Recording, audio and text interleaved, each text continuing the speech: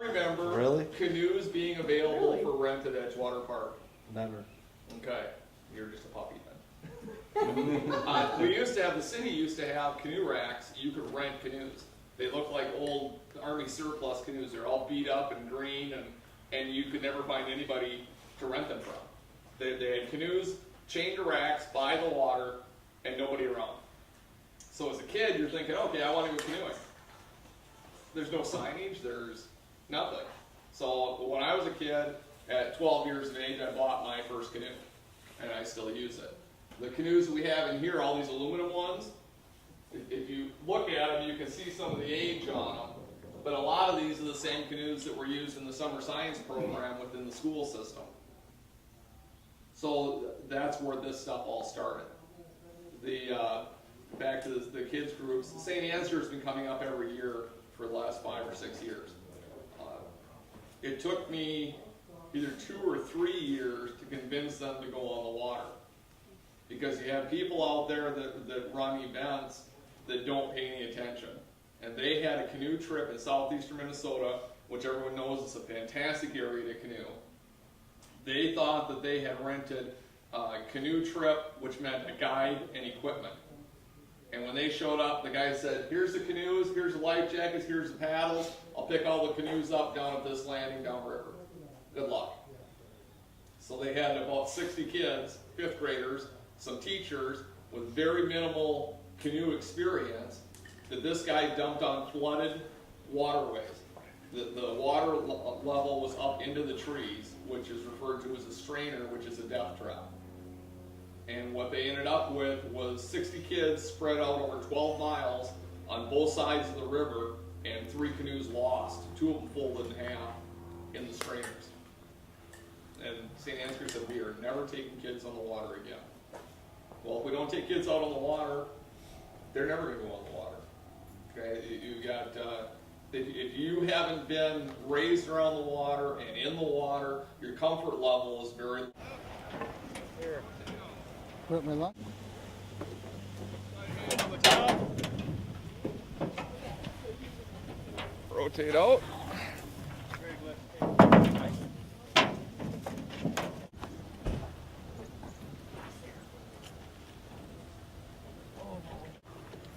Normal groups, I would take it and start up here, and we learn about how to carry a canoe, putting a person on either side. We talk about paddling. The vast majority of people are convinced they know how to canoe. Okay, so most of the education that occurs for canoeing occurs on the water. I tell them how not to flip a canoe. And then I tell them flat out, if you choose not to listen to me, and I'm okay with that, you're going to have to understand that I'm going to laugh and smile and clap when you do flip it. Okay, and I'm not getting in the water. I will tell you how to canoe your paddle, get your canoe to shore, and how to empty it. And then I will stand and watch you empty it. And if you don't, then you'll canoe back with a canoe full of water. Okay? Part of what they're learning here is how to work as a team and how to actually listen to what other people tell you. You're going to grasp whatever information you want and keep. Now, for us, we just came from the boathouse. On a normal kids group, for me to run a kids group here before this boathouse, I would put around 125 miles on my truck and tie up about 4 hours that didn't involve anything to do with canoeing. Because I'd have to load canoes, haul them here, then I have to go back and get more canoes, haul them here, get the other equipment and haul it, do the event, and then reverse it. So this is cut about 60 to 70% of our wasted time off of our group, so I can do more for the same.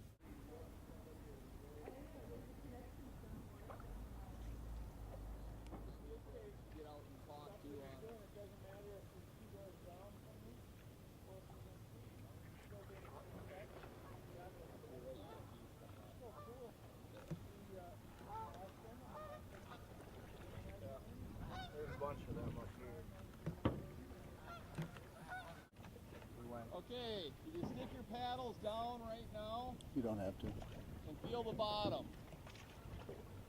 When you pull it up and look at it, what you'll see is this black gunk, and you'll see the swirls.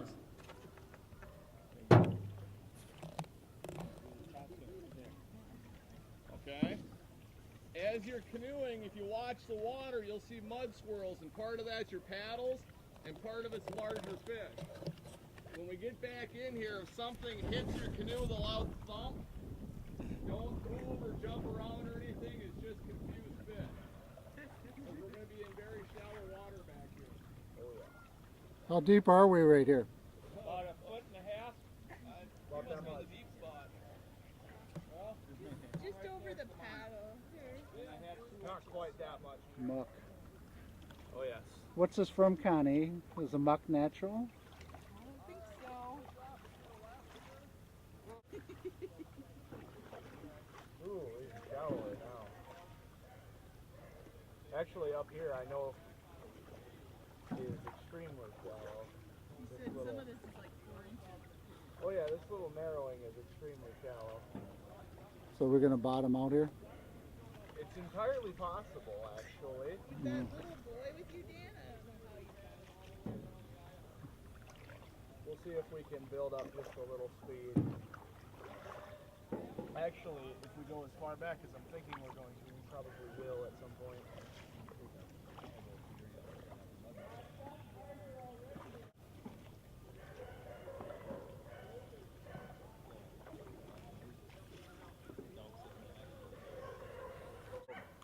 You didn't go far enough. Hmm.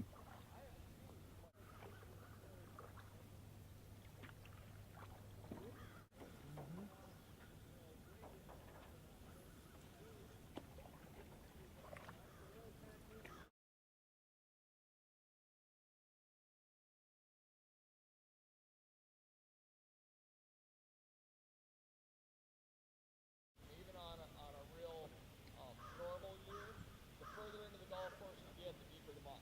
You'll get up to where there's a 2, maybe a 3-inch water level over the top, and it's all the sediment that has come down the street. I've never had it flush here before. This is new. The duck feed all over the place. This is new this year.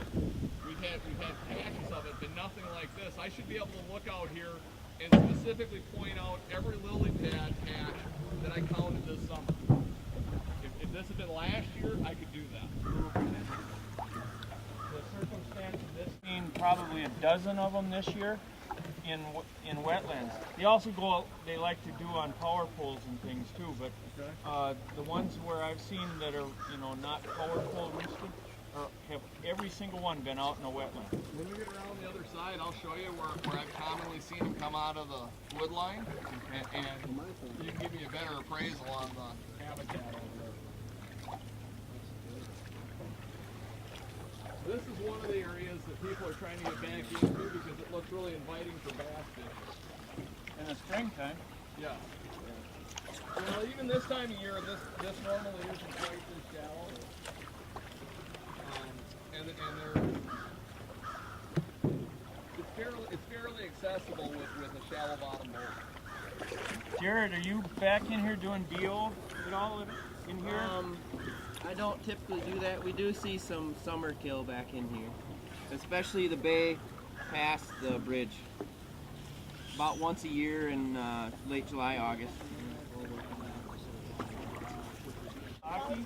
Yeah. And then he went off and started doing rugby and he fell in love with it. He played at University of Duluth. Yeah.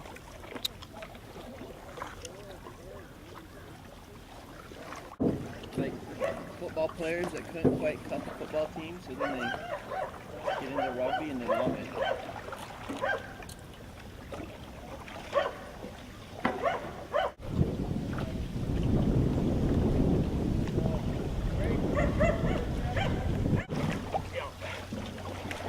Oh, Yeah, we hit that on the way down here. We there.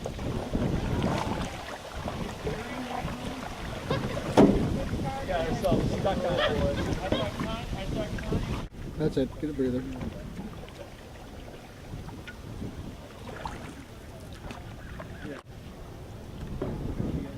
You know. Wow.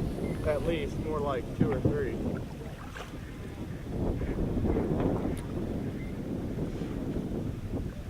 There's a cool tree on the island up here. It's been knocked over by the wind and all the root structure. I just call it that island. Looks really overgrown. Oh yeah. Also, if you get up close to that, it's actually one of the few spots that it's fairly sandy on the bottom. Oh. Right there. It's a lot of smoked catfish. And I'll tell you, that was some of the most delectable stuff I'd ever eaten in my life.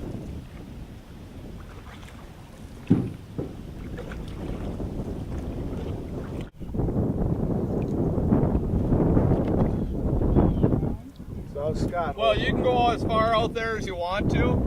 I'm just not. We'll end up heading back again. And right from where you're at to the left, looking to the north, you can see where the creek comes in. We can actually canoe up underneath the Interstate 90. We're near enough water movement to flush it like it should. Yeah, up there. Plus, if you look along the shoreline, we got canary grass all along the shore. And we don't have any cattail beds. It doesn't make any sense. This whole back area should have vegetation growing in it. But in the summertime, I could probably guarantee you a 10-pound carp out of here any given day. That'd be cool if you got that kind of set up. I'd even do it. Oh, that'd be sweet. Even sweeter is have them carp hunting tournament, winner by tonnage, and then get a smoker in your next event. People don't know this exists. Okay, and there were bad choices made for, 150 years. And as the good choices have been made, people expect things to change overnight. Me, I happen to like being in water that I can see my feet. And I was 12 before I knew that water like that. Oh. People usually push it. Someone will push it.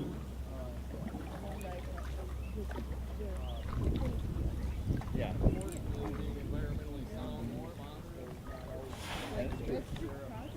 Get a lot of. They're primarily water. Nope. So it's a great place to see them.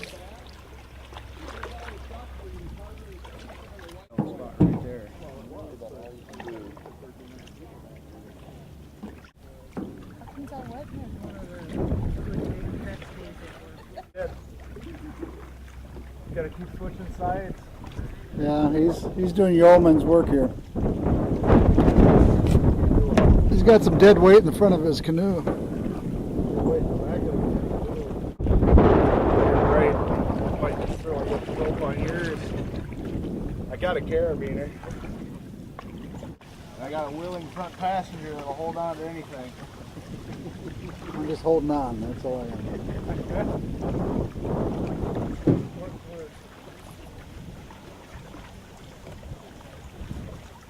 Andy, how's the hunting out in Wyoming? Good. Is it hot out there? Oh. Yeah, 87. Yeah. Careful, Andy.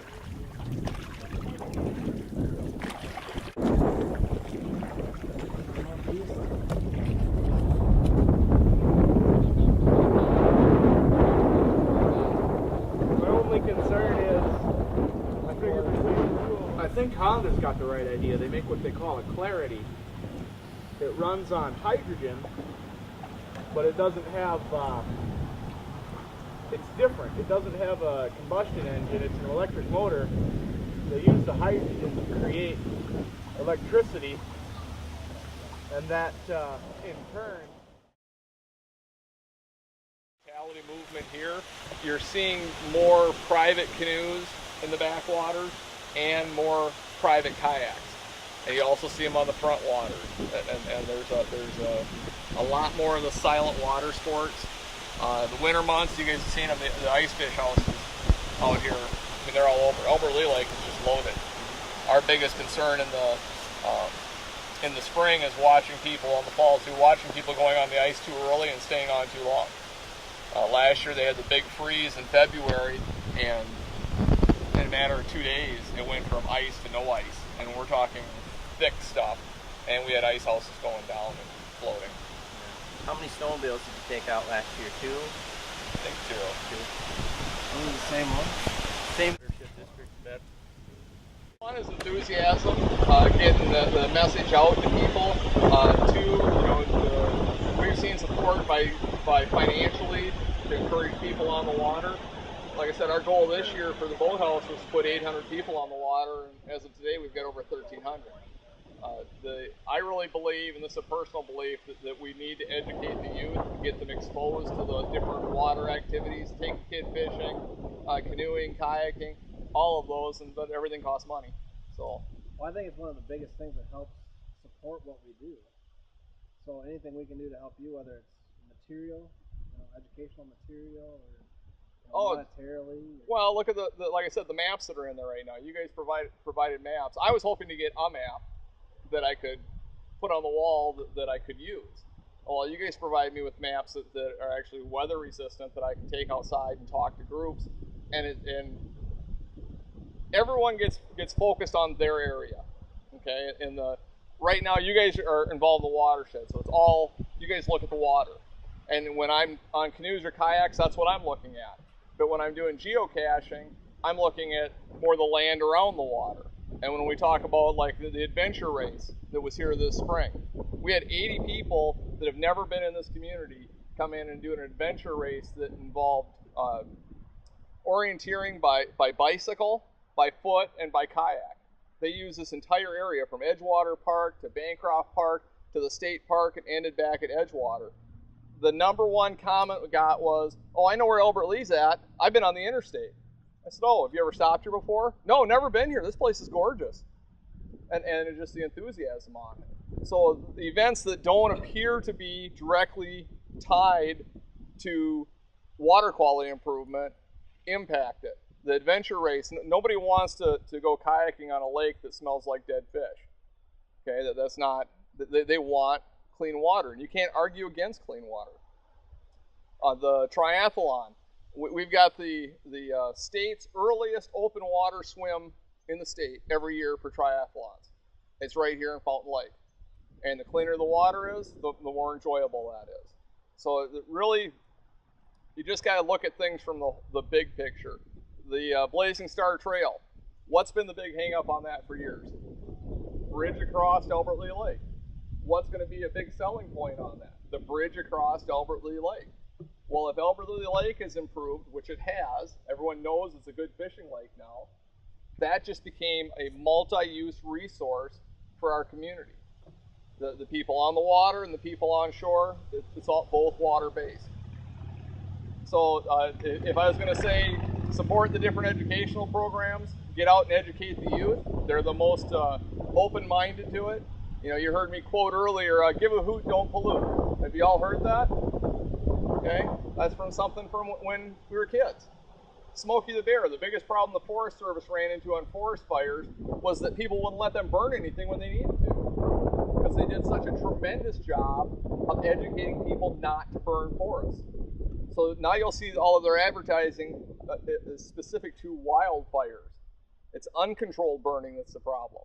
So yeah, I would say financial support and continue to look at the different programs that are around and how they impact the whole big picture.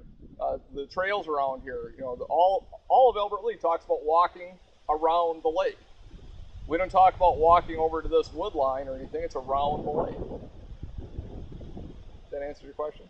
You just have to let us know. Okay, well, I'll talk to you. You guys have been terrific. The boathouse, if it wasn't for multiple groups helping out with it, it wouldn't be done. Chris Chalmers just went nuts on that, and which I love having him around because he is so enthusiastic. It's like, let's get it done.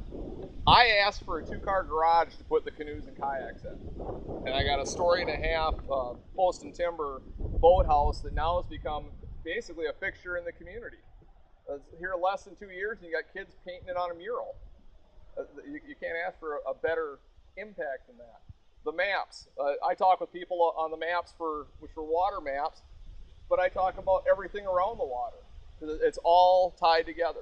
You know, we go out here on the lake and you look at where the old city landfill was located. That was a really poor choice of a place to put a landfill.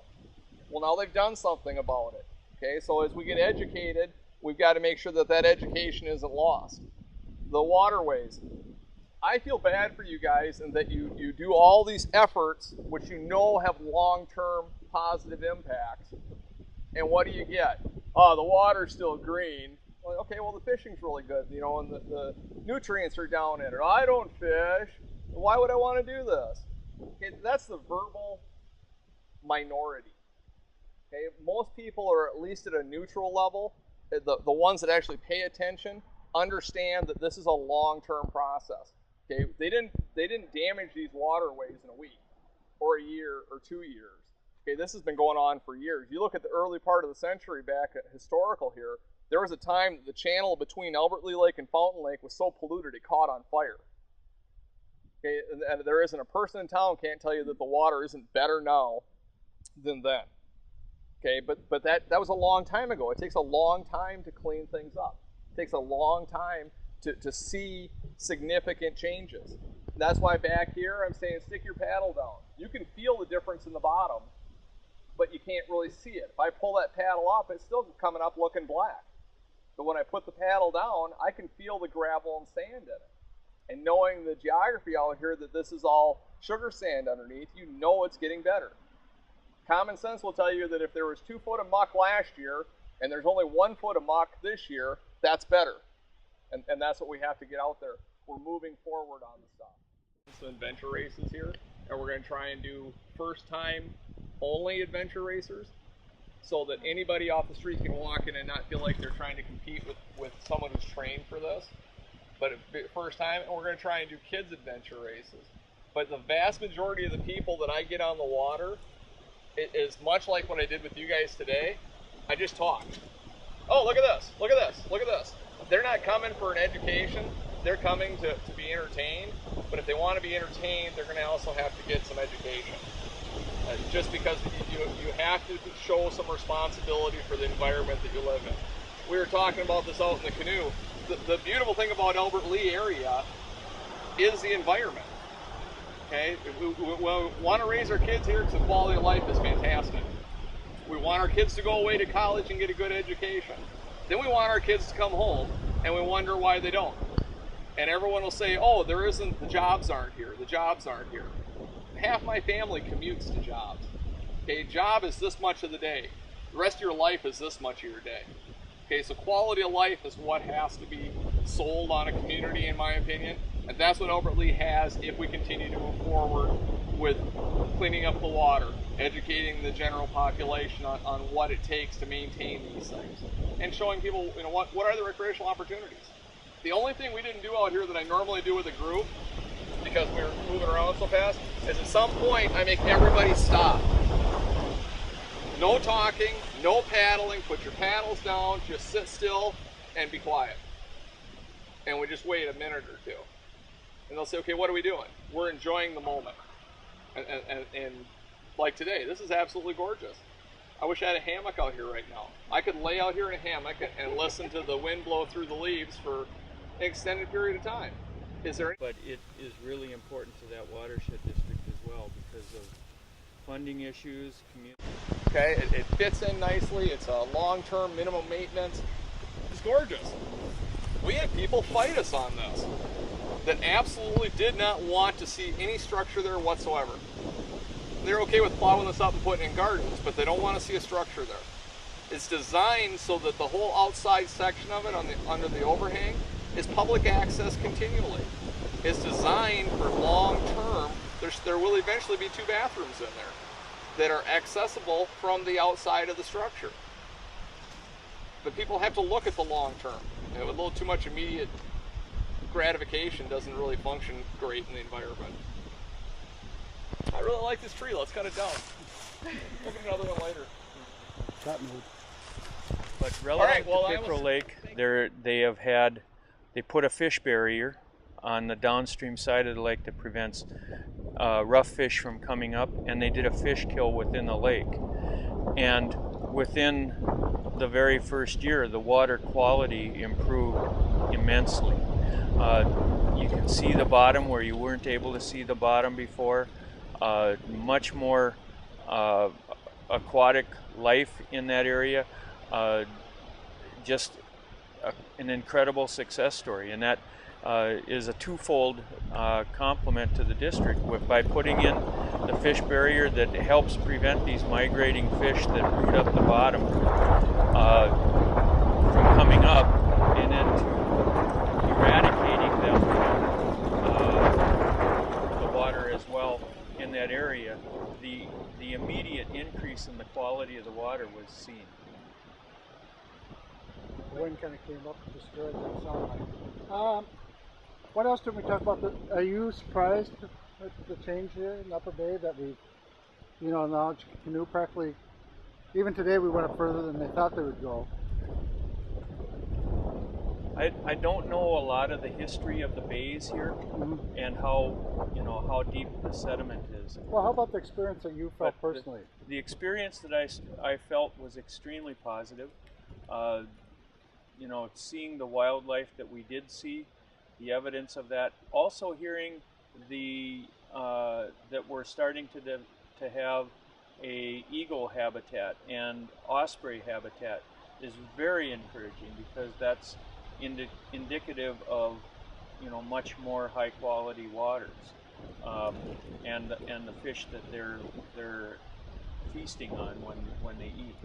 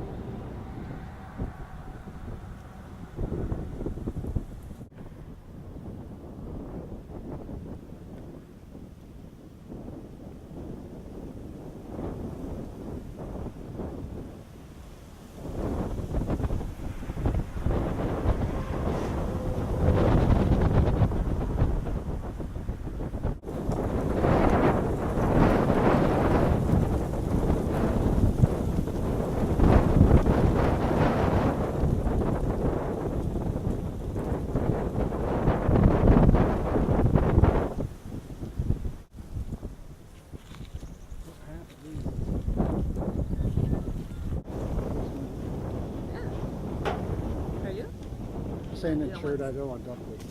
I might take the rope in, Rob. Take the one off.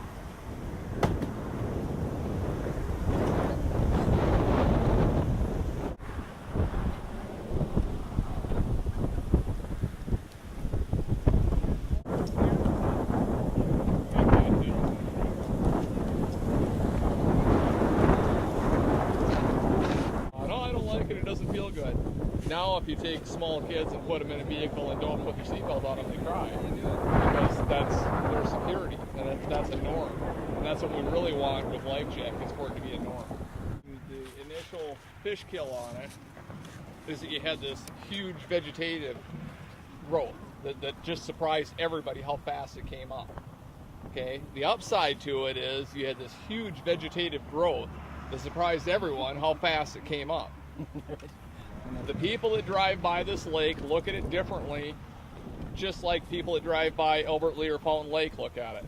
Okay, some people that are driving by are looking for a power boat lake. This lake was never a power boat water skiing kind of lake. You can do some of that on it, but it really isn't the best design for that. This lake has always been used by hunters. Well, right now, anybody who duck hunts drives by here, and this is like, oh my God, I can't believe we've got a lake like this. It's this close to a community that you could actually come out on. It's absolutely gorgeous. The fishermen that drive by here, the number one comment I hear is, I cannot wait to try and fish Pickerel Lake for pike. Because everything about the vegetation formation out here indicates that this is going to be a fantastic fishing lake and that people are just real excited about it. Visual aspects, it's as simple as saying, should you have a tree in your yard or you shouldn't have a tree in your yard. There's some people who wouldn't buy a home that had trees on it because they don't like the leaves or the branches, or they're afraid that a tree will fall over. You have other people that wouldn't buy a home if there weren't trees on it because they want the shade, they like the changing foliage. So it's really about finding a multi-use on it. This lake, in the condition it's in right now, is very conducive to kayaking, canoeing, a lot of the silent water crafts, a lot of the environmental uses for fishing, hunting, that sort of thing. Those are the main things that this lake has been used for as long as I've been around here. And it really, from my perspective, all they've done is encourage this and clean water. I told a bunch of you guys last year I was out here, was it last year? It's the first year right after you guys had cleaned the lake of fish. And I was out here in the middle of whitecaps. Well, on a calm day prior to cleaning this lake out, you couldn't see the bottom of the lake. And in whitecaps, I couldn't really focus on what I was doing because I was too busy staring at the bottom of the lake and seeing white sugar sand. I grew up here, and seeing white sand on the bottom of a lake is not something that I'm used to. So this is kind of exciting. So this afternoon, this is more about getting out and kind of looking at what you want to look at. There's obvious implications on the wildlife, the fish, the recreational aspects on it, but it's all a matter of perspective. Now, I myself, I love this lake. Fountain Lake in the middle of town, I'm not sure how comfortable even I would be seeing that full of a lot of vegetation, because I know that that's a main powerboat lake, that a lot of people use the jet skis, skiing, tubing, and I'm comfortable with that. But we need to really address all the issues on it. What's the highest water quality with the most usage on it for everyone? Got a first. Got enough room?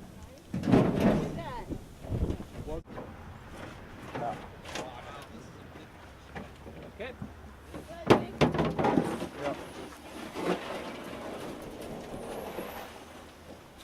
What do you see? What do you see?